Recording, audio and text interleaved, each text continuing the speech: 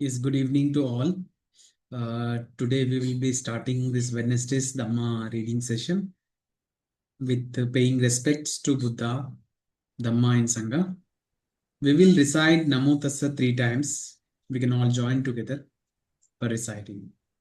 Hello, Sachinji, we cannot hear you.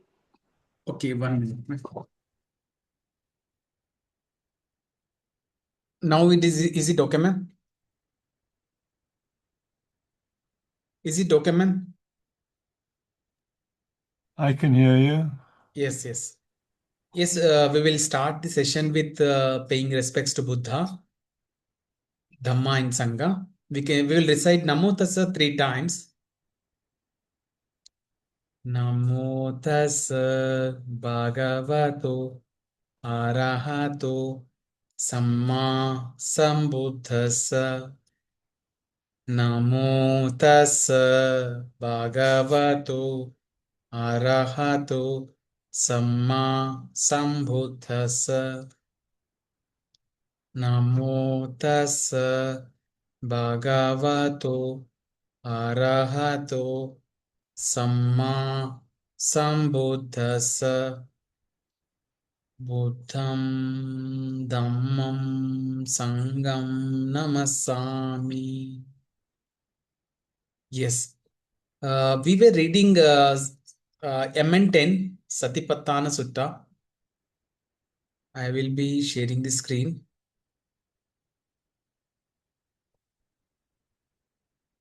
I think last time Sindhu has like we have all read till here. Now we can start. Nanda madam, would you like to start reading? From Bhante here. Vimalaramsi, you're Yes. going to love this. Majjhima Nikāya. How there comes to be the arising of the unarisen mindfulness enlightenment factor, and how the arisen mindful enlightenment factor comes to fulfillment by development. Bhante Vimalaramsi, how do you bring up that mindfulness enlightenment factor? The function of mindfulness is to remember. To remember what? What is your mind doing in the present moment? How is mind's attention moving from one thing to another? How does that happen? See, it always comes back to the investigation of dependent origination. Seeing all of these different links arising and passing away. It's remembering to look, remembering to observe. That's what mindfulness is. Majjhima Nikāya repeats, he also understands how there comes to be the arising of the unarisen mindfulness enlightenment factor. Bhante Vimalaramsi, how does this come to be? Remember to pay attention. Remember to observe how one's attention is moving from one thing to another, letting it be relaxing, coming back to your object of meditation is the way you strengthen that mindfulness. That's how you develop the mindfulness and how the mindfulness enlightenment factor comes to be fulfilled by development. Get good at it. Now, when I'm talking to you about doing your meditation, most people think meditation is just sitting on your cushion and that's it. And you know that I'm not talking about that. I'm talking about all the time. And this is somewhat difficult practice to do the meditation all the time. It doesn't matter what you're doing. What are you doing in the meditation? Developing that sharp awareness of what mind is doing in the present moment. Right now, mind's tight. Why? There's craving in it. Let it go and relax. Smile. Come back to your object of meditation. When you get into the jhanas, that doesn't mean that you're only sitting in meditation. You can be in a jhana while you're chopping vegetables or washing your clothes or taking a bath. You can be in jhana at any time. Can you have joy when you're taking a bath? Can you have joy when you're chopping vegetables? Can you have joy when you're mowing the lawn? Whatever task there is, if your mindfulness is sharp, you can be in a jhana. And that's where your mind is absolutely pure. No hindrances arise when these jhana factors are present. It's when your mindfulness slips a little bit for whatever reason. Remember, I gave you that chart yesterday that had the 5 aggregates and the 4 foundations of mindfulness and the hindrances right underneath that. When your mindfulness is weak, when your mindfulness slips a little bit, you can look forward to one of those hindrances coming or 2 of those hindrances coming because they like to gang up. They don't like to come one at a time. You get restlessness and you like the restlessness if you're planning, or you don't like the restlessness when you feel like jumping out of your skin. So you not only have the restlessness to deal with, you have the aversion to it or the grabbing onto it. Now, you have to have enough interest in having an uplifted mind to recognize this is what it is, to let it be, relax, come back to an object of meditation. For some of you, you're doing mindfulness of breathing. So you come back to your mindfulness of breathing and relaxing. On the in-breath, relax. On the out-breath, relax. For some of you, you're doing your metta. Come back to that feeling of loving kindness. With your daily activities, you don't necessarily have to stay with that one spiritual friend. You can radiate loving kindness to everybody. That's fine. But the key is to recognize that your mind is caught up by a hindrance. Let that hindrance be. Relax. Come back to your object of meditation. You did this with your daily activities. That's why I'm pushing you right now. I want to know how your daily activities are going. Are you able to stay with feeling happy when you're doing your loving kindness? Can you be happy while you're chopping this or sweeping that or washing this or going to the toilet or eating? Can you do that? Keep it going. Don't let your mind just ho-hum. That's what the practice is about. And the core and the more closely you can continue doing that, the less suffering you will be experience. The more you will experience a mind that is uplifted and happy and very alert. Anytime you see that, you have repeat thoughts, you have an attachment there, and your mind is caught by the craving and clinging, and that is a distraction. We relax after you recognize. The recognition is part of the mindfulness and it's also part of the investigation. But right after that, there is the energy of letting go of that distraction. And then the joy will arise. And after the joy, there's tranquility, and your mind becomes very still and it becomes balanced. I've just gone through all of the different factors of enlightenment, and that's the way it works. And that's the very thing that changes what the Buddha is teaching, that it changes the end result of the meditation, because you're able to see everything as process when you're doing this. You don't see it as being a personal thing. Now, one of the things that I try to get you to remember to do is to develop your sense of humor about yourself when you get caught, and you can laugh at being caught. Then you're not caught anymore. I'm mad. I don't like this. Ha ha. Look at that. My mind got caught again. Oh, it's only this anger, nothing. So it changes your perspective from I am this to it's only that. It goes from being personal, big problem, I got to fight with this, to well, it's only this. It's only this feeling, nothing. Easy to let go of.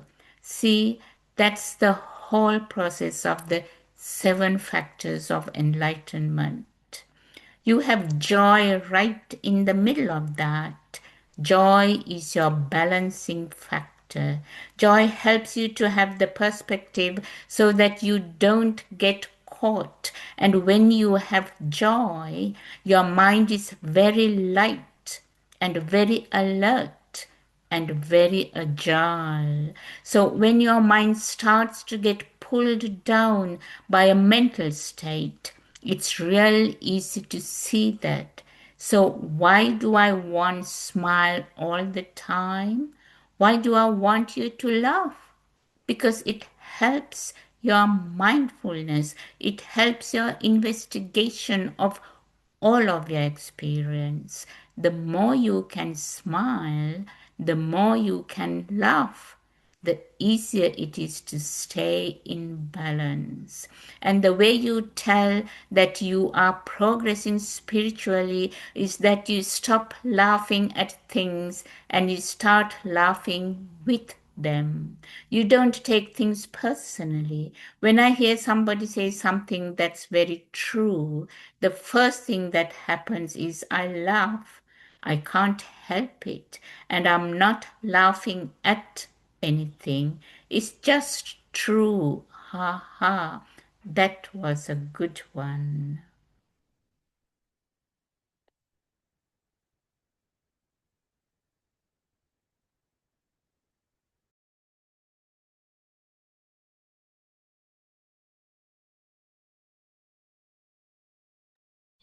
Madam, can you elaborate on these things, madam?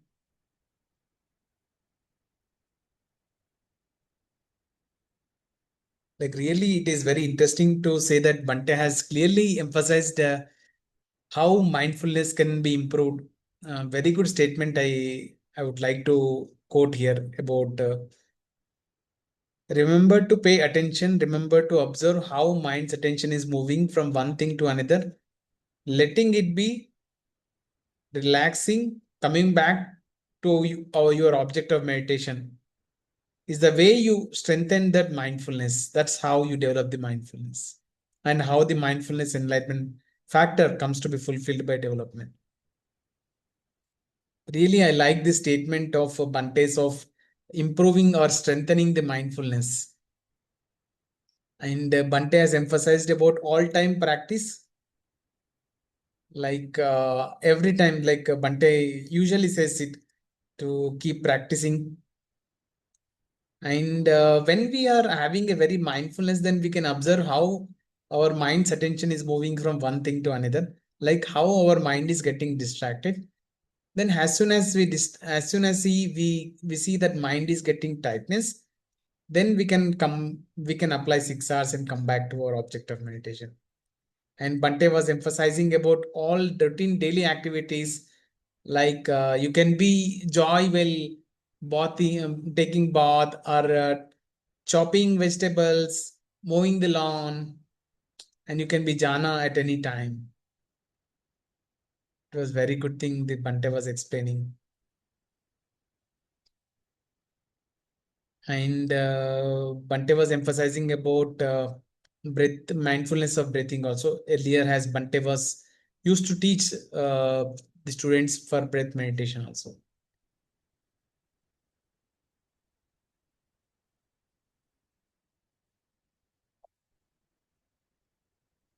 Nanda madam, do you want to add anything? Chaya madam?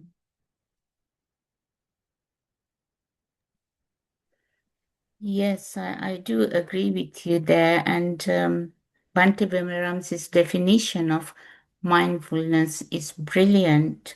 Meditation is remembering to observe how mind's attention moves from one thing to another and seeing everything that arises is part of an impersonal process.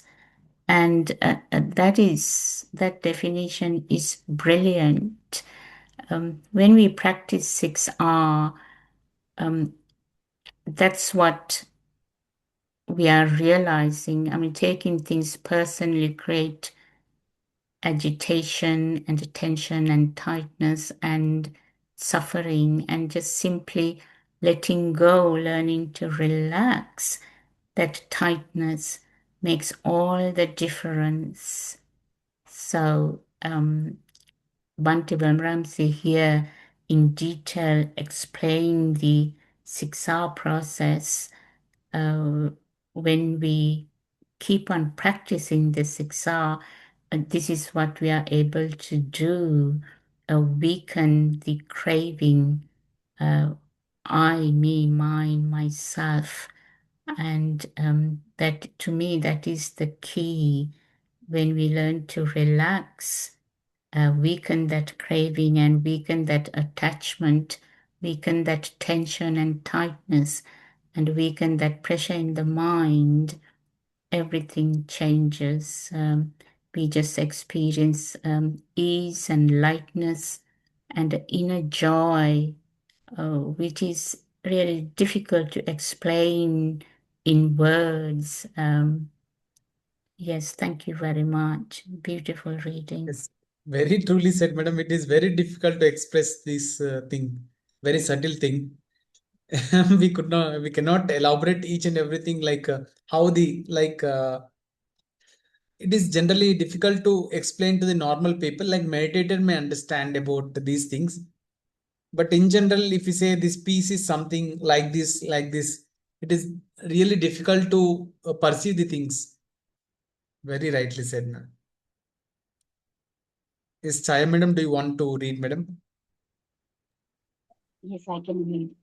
Can you hear me clearly? Yes, ma'am. Okay. It's joy arising. So the whole thing with the enlightenment factors is they can be incredibly helpful when you have sloth and torpor. You need mindfulness. You need your investigation. You need your energy. And when you bring your energy up, that joy will arise. When you have restlessness, you still need your mindfulness and your investigation. But you want to focus on tranquility, on stillness of mind, on balance. So you can call up these different enlightenment factors as you need them. And then again, and that again is a part of mindfulness because you are remembering to focus with a tranquil mind, a joyful mind, whatever. Now, the whole thing with the right effort in the eightfold path is really important to your practice. With your investigation, you have to be able to do this with a balanced kind of effort. Now, what is right effort?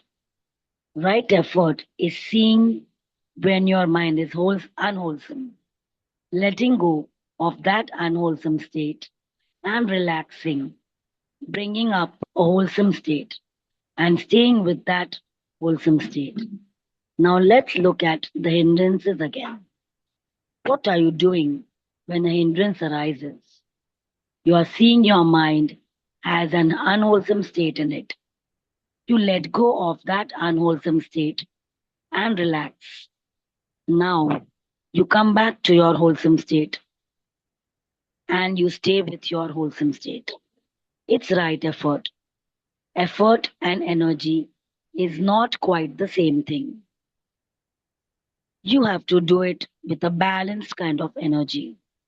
If you try too hard, you are going to cause yourself to get restless.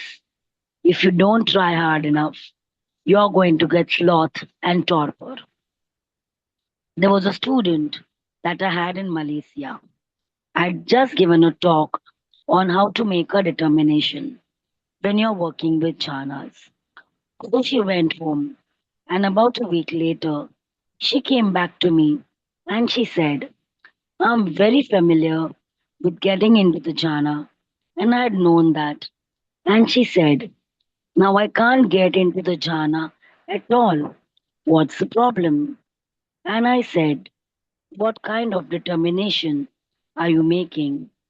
And she said, well, I'm making a determination to get into the first jhana.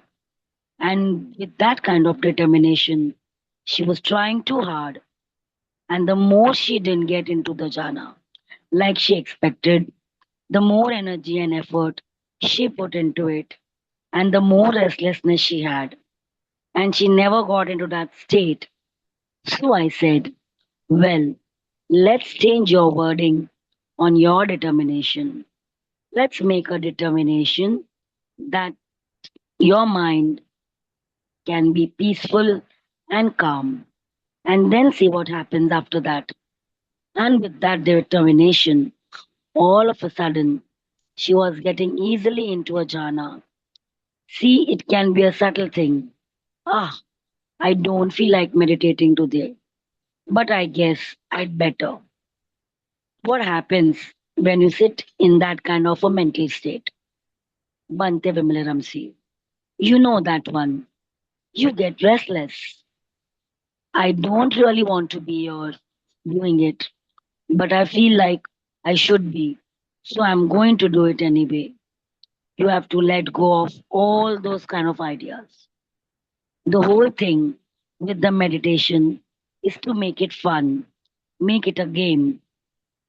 Don't get over serious with it. I've been too many retreats, and some of the retreats have been very long, 3 months and 8 months, things like that, where I didn't see any of the yogis smile the whole time because they were trying really hard. And I appreciate very much the effort they were putting in. I was doing the same thing. I didn't smile either, but I appreciate very much the effort that was being put in. But it was not quite the right kind of energy that they were using or we were using, and the mind tended to get heavied out and over serious. And then there's a subtle self criticism that happens because you feel like you're putting in the effort, you're putting in the energy, but you're not getting the progress that you think you should. So you put in a little bit more and a little bit more, and you don't have any progress in your meditation.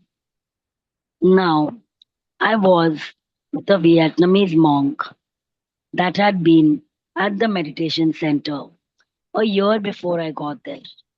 And he was putting in so much effort. I mean, he was stale.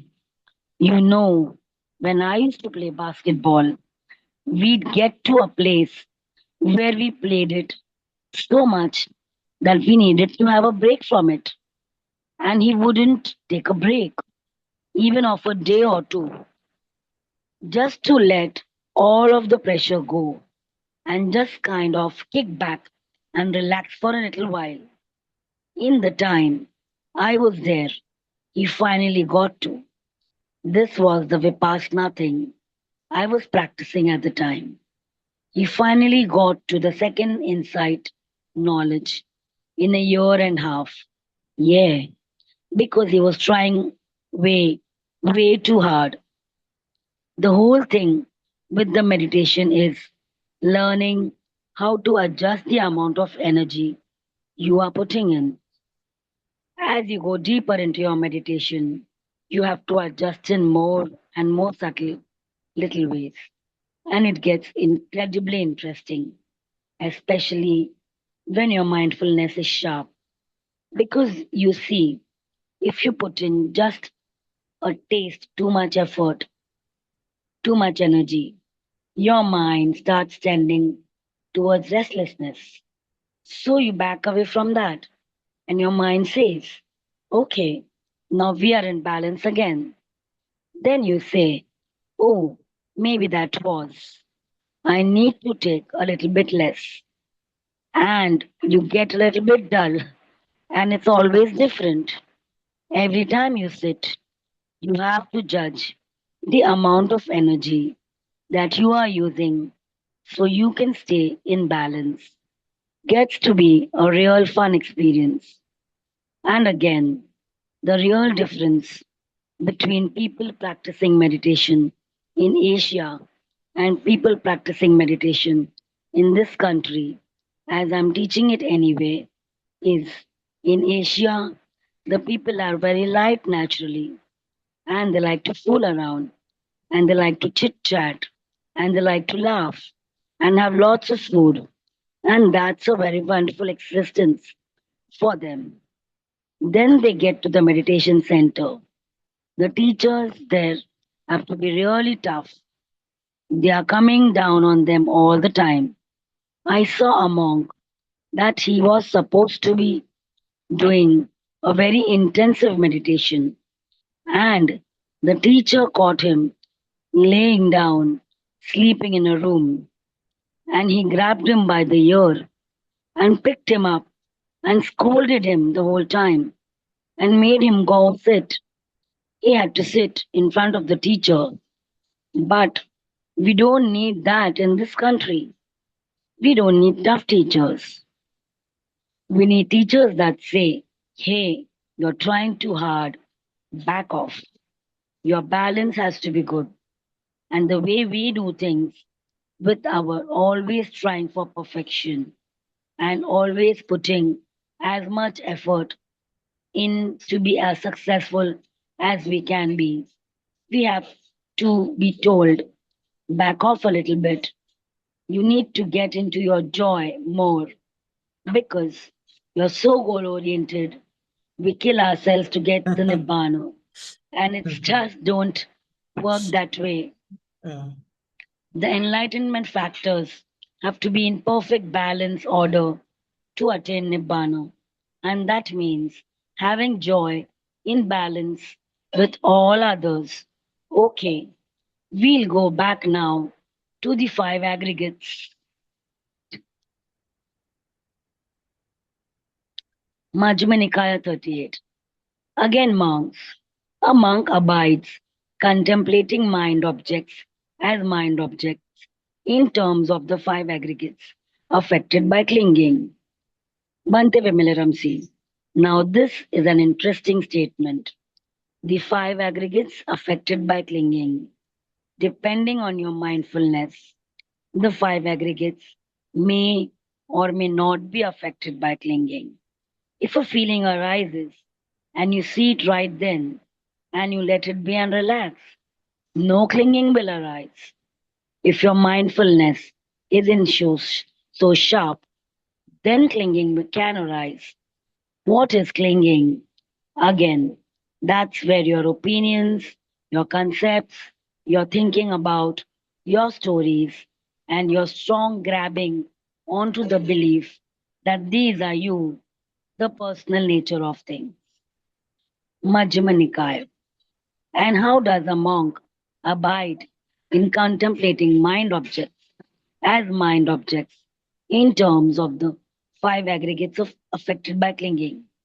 Here, a monk understands such is a material form, such its origin, such its disappearance, such is feeling, such its origin, such its disappearance, such is perception, such its origin, such its disappearance, such are the formations, such their origin, such their disappearance, such is consciousness, such its origin, such its disappearance.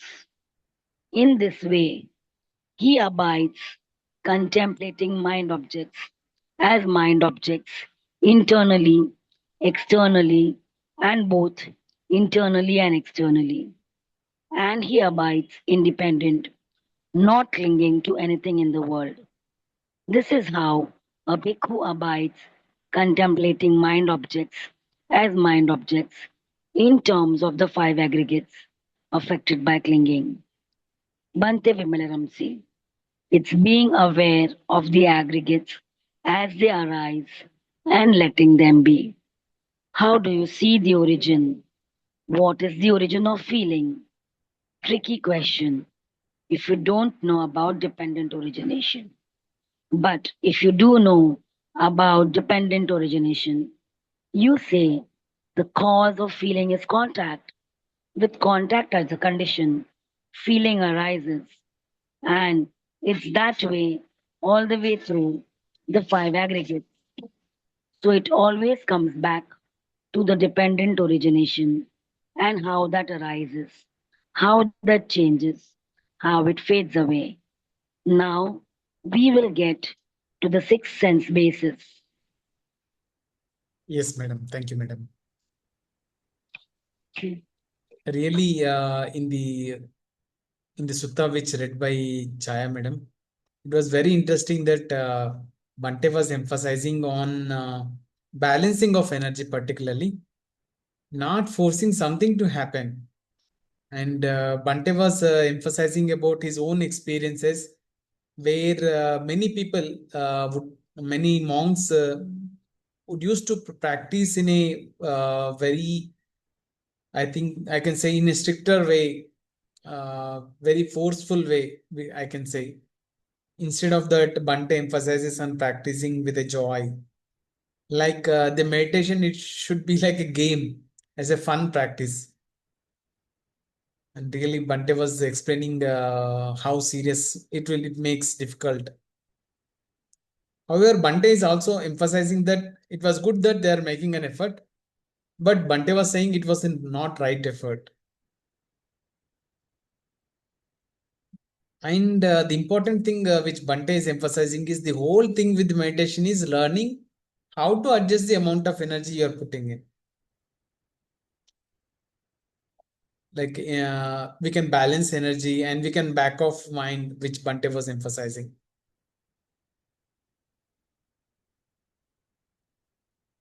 And Bhante was emphasizing that in Asia, the people are very light naturally.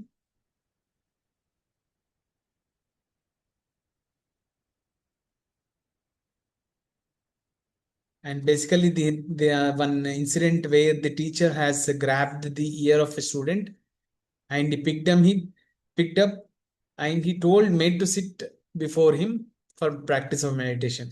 And Bhante is saying that there is no need to, there is, we don't have that in our country, Bhante was emphasizing. And Bhante's way of teaching is like backing off a little bit. Instead of we'll kill ourselves to get into Nibbana. Very right statement made by Bhante. Chaya madam, would you like to add anything on this? Nanda madam? No, Yes. Sachin, you explained it very well. And even Bhante has given us a very beautiful practice. And he also talks about sloth and torpor, how when we get restlessness.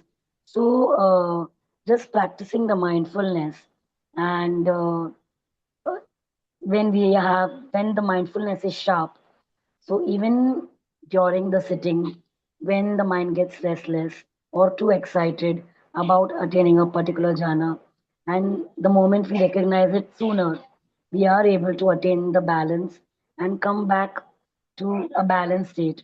So it's uh, a very fine balance which has to go very slowly and gradually with lot of uh, fun and enjoyment rather than making it like a compulsion or a serious a serious burden on the or a serious task that I have to attain this or just let go with the flow is uh, what I'm understanding in the reading and even as we practice. So it's a very beautiful way of explanation and thank you so much for this. Yeah. Yes, madam. Very rightly said, madam. Very rightly said. It's really about balancing of energy levels, and it comes with practice by our own experiences. Yes, Sindhu, do you want to read? Yes. You can read from here. Majjhima Nikāya, section 40. Again, monks. A monk abides contemplating mind objects as mind objects in terms of the six internal and external bases. And how does a monk abide contemplating mind objects as mind objects in terms of six internal and external bases? Here, a monk understands the I, he understands forms, and he understands the fetter that arises dependent on both.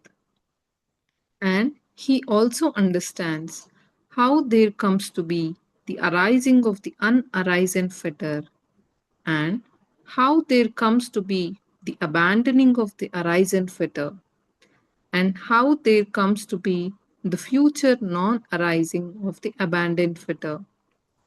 Bhante Vimalaramsi. Sound familiar?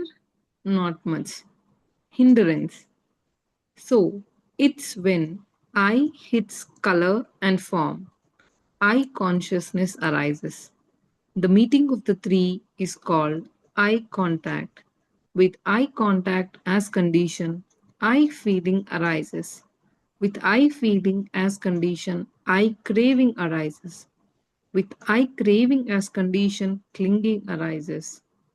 So, when I hits color and form, that consciousness arises. There will be a feeling that arises pleasant, painful, neither painful nor pleasant. If at that time you see and relax, then no fetter will arise. If your mindfulness is not sharp enough, that fetter will arise. And what happens? You start thinking about what you are seeing, and you start thinking, I like this, and this is really good. And oh, I remember when there was another one that was just like that down the road. And all of a sudden, you are out in a la la land and 1,000 miles away. That's the way these distractions work. One time I was in, I think it was Malaysia at the time. I would been really starting to become familiar with dependent origination, and I thought that it would be real interesting to see if I could eat some mango, which I truly love, without any craving in it. So I picked up a piece of mango and I put it in my mouth, and I noticed the taste, and I noticed how the different tastes arise, and I started chewing it, and there was a very pleasant feeling, and I went, now the craving, and then I saw the craving, and so I relaxed, said, okay, I got to do this again. I did not see it clearly enough. So I picked another one up, and I went through this whole process again. I said that craving was really fast, I didn't see the start of it. I got to do it again, and I wound up eating a whole bowl of mango. But I did not do it from a clinging mind. I did it from an investigative mind because I wanted to see exactly where and when this craving arose and how it arose. And when I got down to the last piece, well, okay, I might as well do it one more time. I actually saw that when that feeling arose and I relaxed, there wasn't any craving. That was revelation.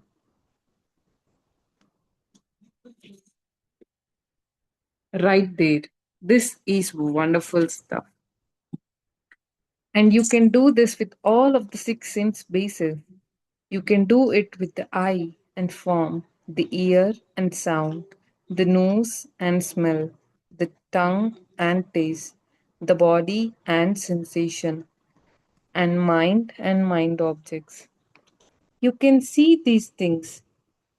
Takes a lot of practice to be able to see them. But the thing that's most important is your interest. If you take one of the sense doors and play with just that sense door for a day or 2 days and see if you can catch the feeling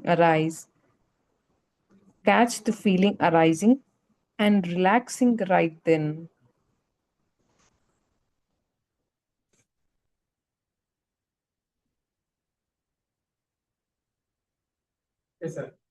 Wow, that's really something. It's a real interesting process to go through.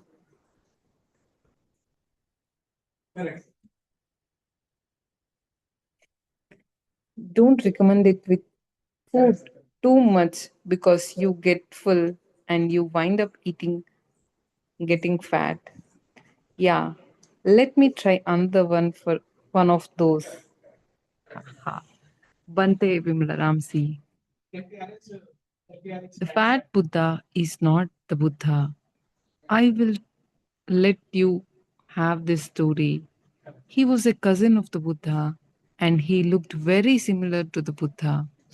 And people kept on thinking that he was the Buddha. So, what he did was he started eating more so he would look differently. And the Chinese, he wound up traveling quite a bit, and he was an arahant.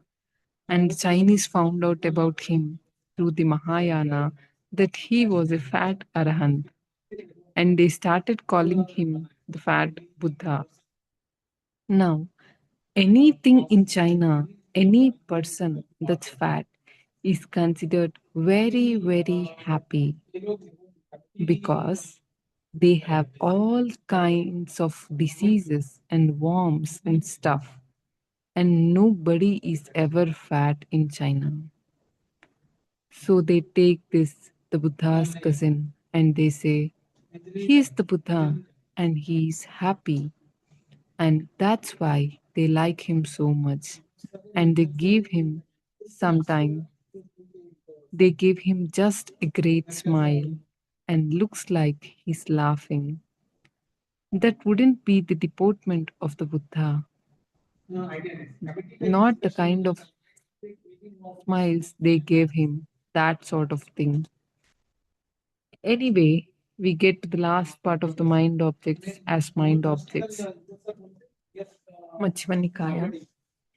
He, under- he understands the ear, he understands sounds, he understands the nose, he understands odors, he understands the tongue. Wait a minute.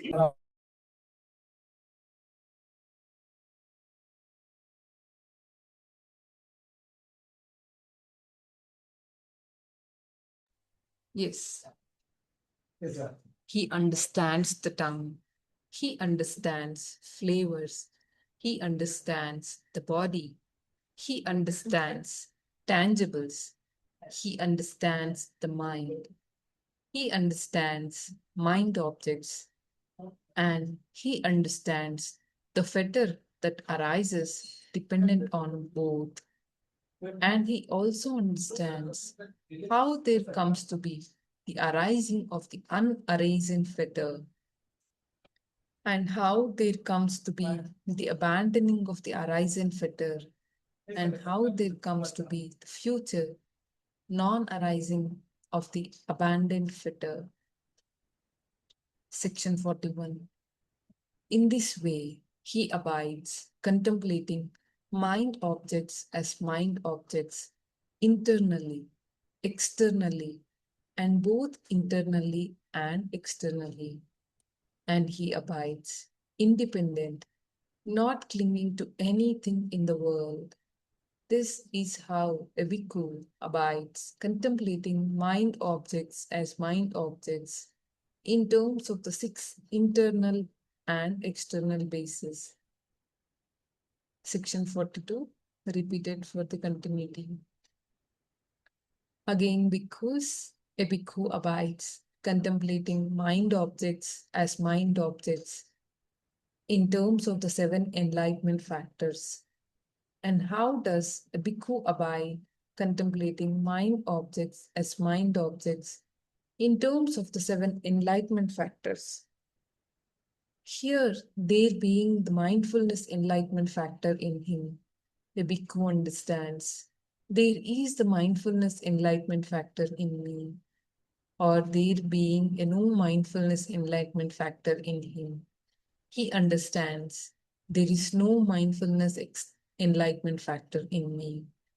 And he also understands how there comes to be the arising of the unarising mindfulness enlightenment factor, and how the arising mindfulness enlightenment factor comes to fulfillment by development. There being the investigation of states enlightenment factor in him, there being the energy enlightenment factor in him, there being the rapture enlightenment factor in him, there being the tranquility enlightenment factor in him, there being the concentration enlightenment factor in him, there being the equanimity enlightenment factor in him. A bhikkhu understands there is the equanimity enlightenment factor in me, or there being no equanimity enlightenment factor in him. He understands there is no equanimity enlightenment factor in me. And he also understands how there comes to be the arising of the unarising equanimity enlightenment factor, and how the arising equanimity enlightenment factor comes to fulfillment by development. In this way, he abides, contemplating mind objects as mind objects, internally, externally, and both internally and externally. He abides, the independent, not clinging to anything in the world. That is how a bhikkhu abides, contemplating mind objects as mind objects in terms of the seven enlightenment factors. Again, monks, a monk abides, contemplating mind objects as mind objects in terms of the Four Noble Truths. And how does a monk abide, contemplating mind objects as mind objects in terms of the Four Noble Truths? Here, a monk understands as it actually is. This is suffering. Bhante Vimalaramsi. Now, when you are looking at dependent origination, they do not use the word suffering. They will use the word ignorance, and then they will go to formations, and then they will say consciousness, And then they will say mentality and materiality. They go through all of the different links of dependent origination. And instead of saying suffering, they will say each one of those different links. Majjhima Nikāya, he understands as it actually is, the origin of suffering. Now, you can say suffering, or you can say one of those links. He understands as it actually is. This is the cessation of suffering. Bhante Vimalaramsi, suffering or the one of those links. Majjhima Nikāya, he understands as it actually is. This is the way leading to the cessation of suffering. Bhante Vimalaramsi, that's the eightfold path. Majjhima Nikāya, section 45.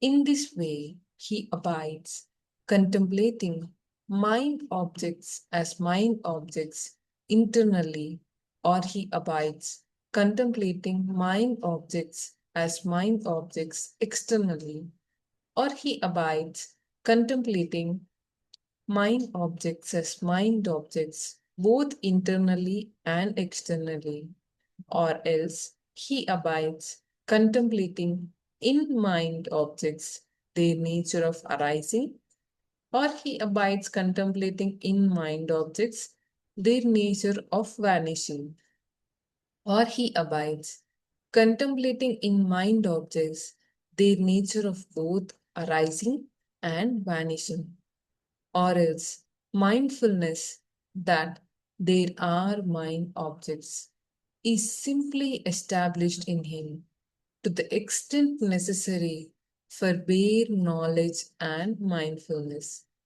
and he abides independent, not clinging to anything in the world. That is how a monk abides, contemplating mind objects as mind objects in terms of the Four Noble Truths.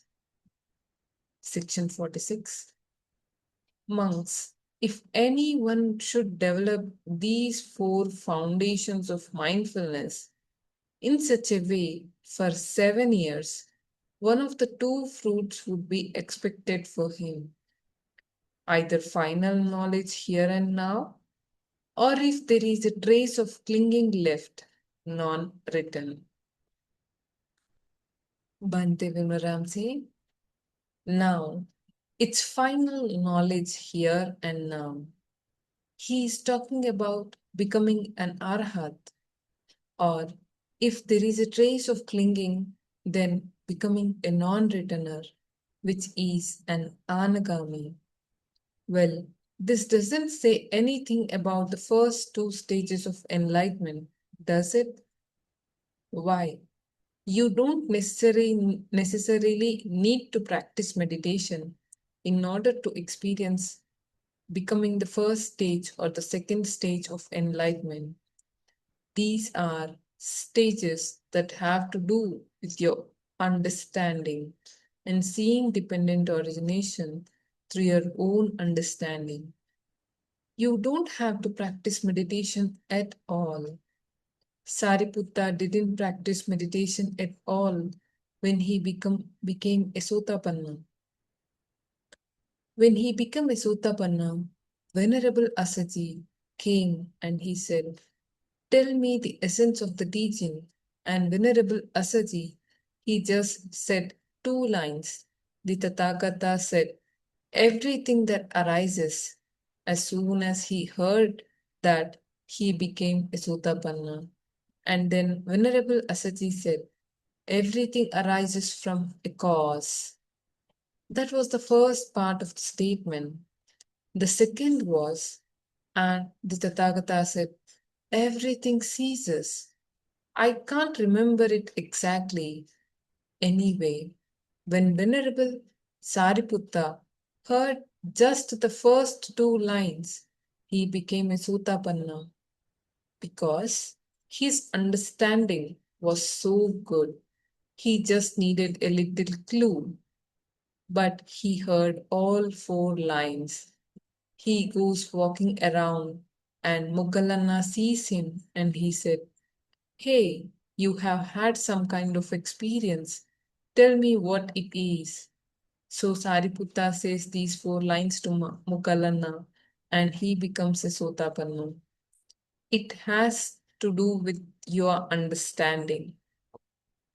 And there is a lot more experiences like that. The banker, Ananta Pindika, he just went to the Buddha and the Buddha gave him a discourse. He became a Sotapanna. The chief female supporter, Visakha, when she was 8 years old, she went to the Buddha. He gave a discourse. She became a Sotapanna. You don't have to practice meditation to become a Sotapanna. It depends on your understanding. And again, what you think and ponder on, that's the inclination of your mind. That's the little hint I will give you about that. And it's the same with Sakatagami, the second stage of enlightenment. Now, the only way you are going to become an Anagami or an Arahat is through the practice of meditation. You have to be able to see much more deeply the links of dependent origination, let alone 7 years, monks. If anyone should develop these 4 foundations of mindfulness in such a way for 6 years, 5 years, for 4 years, for 3 years, for 2 years, for 1 year, one of the 2 fruits could be expected for him, either final knowledge here and now, or if there is a trace of clinging left, non-return. Let alone 1 year, monks. If anyone should develop these 4 foundations of mindfulness in such a way for 7 months, for 6 months, for 5 months, for 4 months, for 3 months, or for 2 months, for 1 month, for half a month, one of the 2 fruits would be expected for him, either final knowledge here and now, or if there is a trace of clinging left, non-return. Let alone half a month, monks. If anyone should develop these 4 foundations of mindfulness in such a way for 7 days, how long is your retreat? Still got time, Majjhima Nikāya. One of the 2 fruits could be expected for him, either final knowledge here and now, or if there is a trace of clinging left, non-return. Section 47. So it was with reference to this that it was said, monks, this is the direct path for the purification of beings, for the surmounting of sorrow and lamentation, for the disappearance of pain and grief, for the attainment of the true way, for the realization of Nibbana, namely the 4 foundations of mindfulness. This is what the Buddha said. The monks were satisfied and delighted in blessed one's words. Bhante Vimalaramsi. So does anybody have any question, comments, statements, anything? Yes. Student, what is a Sotapanna? So I think there are few more pages left, like we are on page 20, 23. I think we will finish it today because it's been like 3 Wednesdays, or this is 4th Wednesday. We have been reading this particular sutta.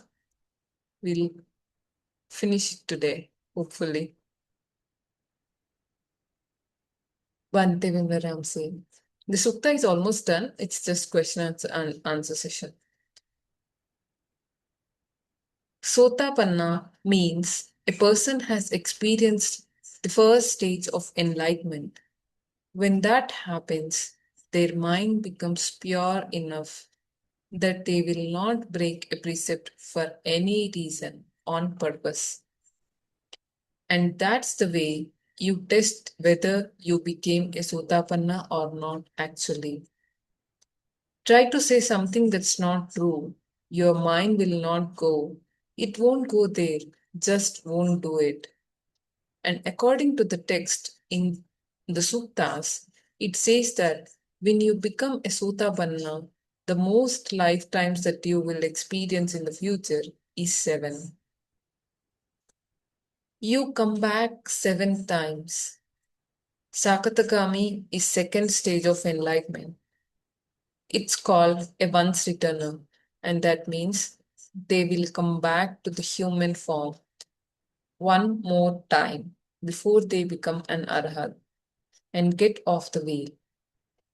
An anagami is someone that is reborn in a special kind of Brahmaloka.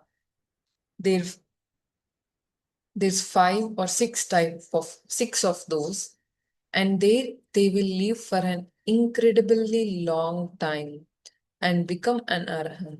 And before they die, and they will get off the wheel of the samsara. You become an arhat, it means that there is no more returning to any realm. Now, Nibbana, what is it? I won't talk about it because I can't. Well, it's an unconditioned state. And how can you talk about an unconditioned state with conditioned words? And I get into conversation with monks, and we might sit around for 4 or 5 hours trying to define what the word Nibbana means and what the experience is. And we always come up with the same answer: I don't know. We are trying to figure out more closely what is that. And in the Anguttara Nikāya, there is one sutta that says, the way to look at an arahant is this: if I go down to the beach and make a castle, and a wave comes and takes it all away, all of those little pieces of sand are still there, but they are not even going to be put together in the same way again. So you can say that the glue that holds the aggregates together is ignorance and craving. When you don't have ignorance and craving, then when the body dies, there is no more holding together of these things. Where does it go? What does it do? Your guess is as good as mine. I don't know, but the Buddha did describe it as a kind of happiness. But even that is kind of, what a relief. Not ever having to see lust arise in your mind for anything ever again. Or what relief you have from never having to experience anger at anything, for any reason, never having those experiences again. There is real relief there. That's a kind happiness. And it's the same with all of the different fetters. What's Magga and Phala? That's path and fruition. What is fruition? Fruition, it's the fruit of the experience. When there is talk about the Sangha, and it says that there's 8 different kind of individuals that are worthy of gifts and worthy of respect and praise and all of this kind of thing. When it's talking about these 8 kinds of individuals, it is a Sotapanna and a Sotapanna with fruition, a Sakatagami with fruition, an Anagami with fruition, an Arahat and an Arahat with fruition. It's a different experience than the initial experience of Nibbana that you can experience. It happens sometimes after the initial experience. According to Adidhamma, which I definitely do not agree with. They say that there are 17 different parts of a thought movement, and 7 of those thought movements are Javana movements. You experience Nibbana in either the first Javana moment or the second Javana moment, and the third, I think it's Jhana moment, and you experience the fruition in the fifth Javana moment or the sixth Javana moment. So they are saying in a thought moment, you are going to have the experience of the path and the fruition. But who would ever be able to see something like that or know something like that? Why would they talk about 8 different kinds of individuals? That doesn't make sense. What I have seen is that people can have the initial experience of Nibbana, of deep understanding and seeing dependent origination, and then sometime in the future, they will have another experience of that, where there is more clarity in seeing dependent origination and understanding of dependent origination. And that's the fruition that occurs. And what happens with and that happens with every stage. There is one sutta that it kind of confirms the fact that if you have the initial experience of Nibbana and you just let your mind go back and do the things that it always does in the same way, that you can actually lose that experience and lose the benefit and never have the fruition. So you have to be careful. You have to you have to once you have the experience of Nibbana, you need to very, very closely watch all the sense doors. Keep your precepts exceptional. Be very careful with your awareness, or you would lose that attainment. Until you have the fruition, you won't really have that personality change. When you have the fruition, the personality changes and it is really there. But there are suttas that talk about you have to still be careful. You still have to be careful until you have the fruition. And then you don't need to be careful anymore. You are careful. You don't have to think about it anymore. Okay, let's share some merit then. May suffering ones be suffering free, and the fear stuck fearless be. May the grieving shed all grief, and may all beings find relief. May all beings share this merit that we have thus acquired for the acquisition of all kinds of happiness. May beings inhabiting space and earth, devas and nagas of mighty power, share this merit of ours. May they long protect the Buddha's dispensation. Sadhu, sadhu, sadhu. I think it's been a long read, but worth every word, every single word that we have read.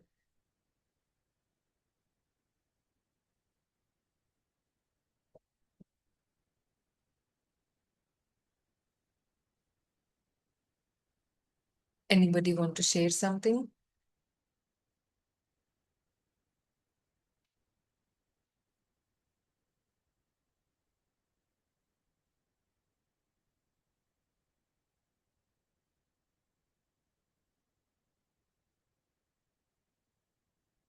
No?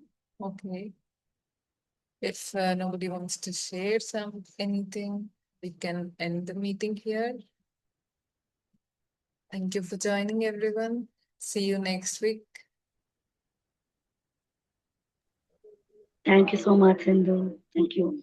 You're welcome. Thank you for joining.